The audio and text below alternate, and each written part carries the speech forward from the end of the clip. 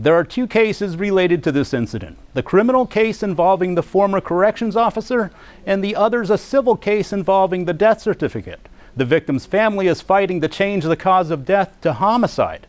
And we want to warn you, some of the video in our report is graphic and may be disturbing to some viewers. The family of 28-year-old Alex Rios knows this video is so disturbing, they refuse to watch it.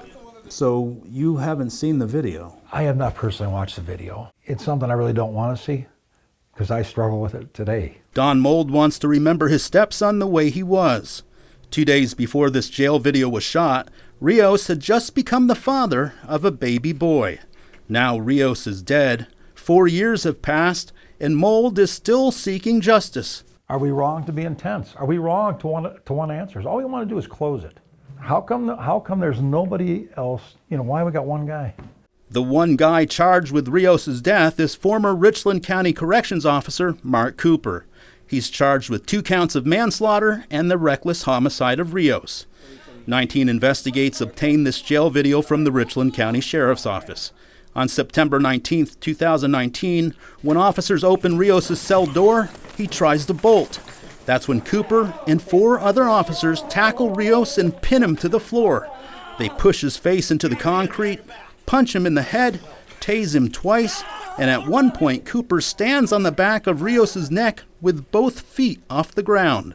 Cooper kneels and stands on Rios for 3 long minutes, while other officers are standing by. But I think that should be put to a jury, and I think they should all get recognized as doing something terribly wrong. The Richland County Coroner determined Rios' death was accidental, caused by excited delirium. Excited delirium is no longer recognized by many of the nation's leading medical associations because they say it cannot be diagnosed. Earlier this month, California became the first state to ban excited delirium as an official cause of death. It's not the proper term to use. There's no such diagnosis, and still they refuse to change it. Attorney J.C. Ratliff represents the Rios family. In July, he filed a civil complaint against the Richland County Coroner to change the cause of death to homicide. Once you see the video, I think the case is over against them because it's clear that they caused his death in about 2.5 minutes, and excited delirium had nothing to do with it.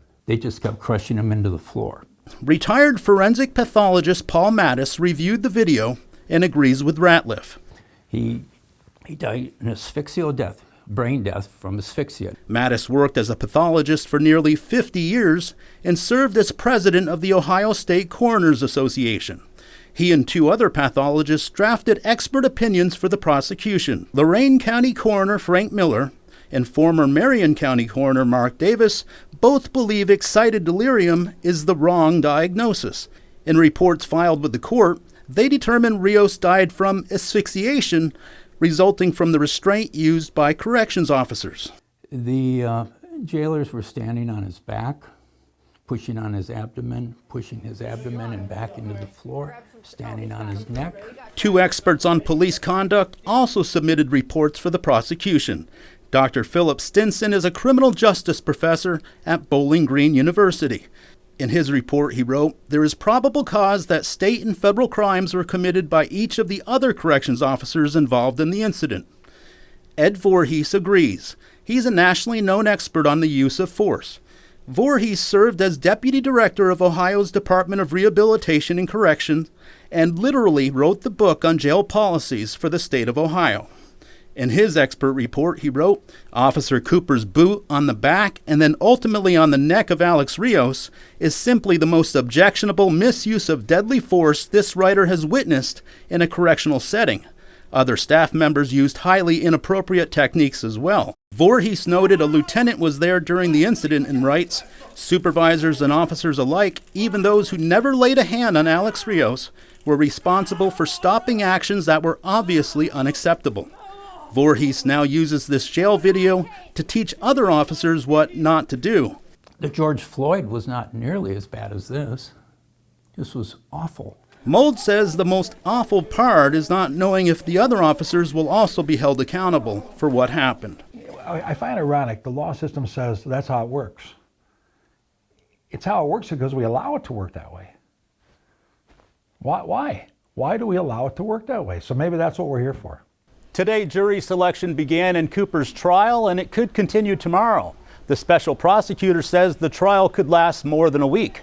We should tell you Cooper resigned from the sheriff's office back in December of 2021.